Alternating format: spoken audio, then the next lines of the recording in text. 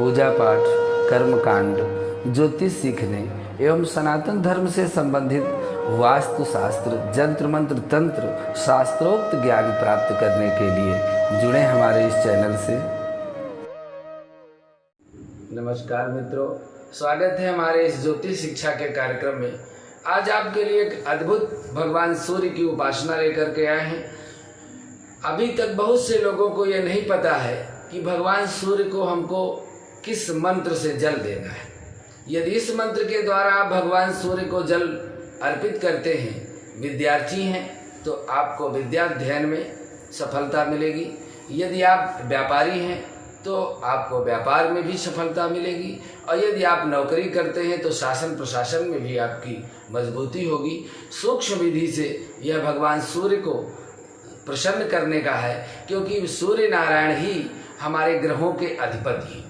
जो 9 ग्रह होते हैं, उन ग्रहों का जो राज्य पद है वो भगवान सूर्य को प्राप्त है। इसलिए यदि हम भगवान सूर्य को इस विधि से प्रसन्न कर लें तो निश्चित रूप से हमें सभी ग्रहों का जो दुष्प्रभाव हमारे जीवन में है वह शांत हो जाता है। केवल 1 लोटा जल हाथ में लेना है, और जहाँ पर प्रातःकाल सूर्योदय के समय भगवान लालिमा से युक्त उनकी किरणें प्रकट होती हैं, उसी समय पर हमें भगवान सूर्य को ओम लोटे में जल लेकर के 3 भाग में देना है। उस जल को 3 भाग में डिवाइड करके और सामने कोई पात्र रख करके उसमें जल देना है।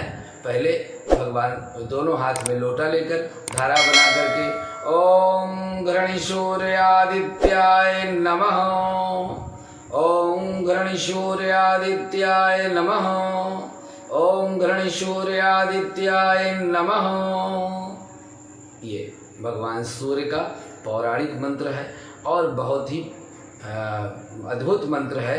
यदि इस मंत्र का आप 108 बार नित्य जप करते हैं और फिर सूर्य भगवान को जल देते हैं तो कोई भी कार्य आपका, चाहे आपका शादी विवाह का कार्य हो, चाहे नौकरी का हो, या आपके व्यापार से संबंधित किसी भी तरह का कोई कार्य है, शत्रु आपको परेशान कर रहे हैं, इस विधि से 108 बार इस मंत्र का जप करके 3 बार भगवान सूर्य को जल देकर उस जल को अपने नेत्रों में लगा करके अपनी ही जगह में 7 परिक्रमा करना है, और दोनों हाथ ऊपर करके अपनी बात भगवान सूर्य से कहना है।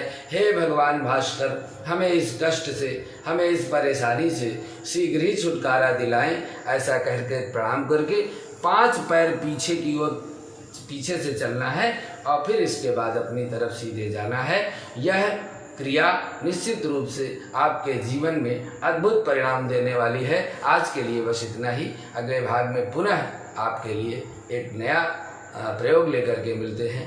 नमस्कार।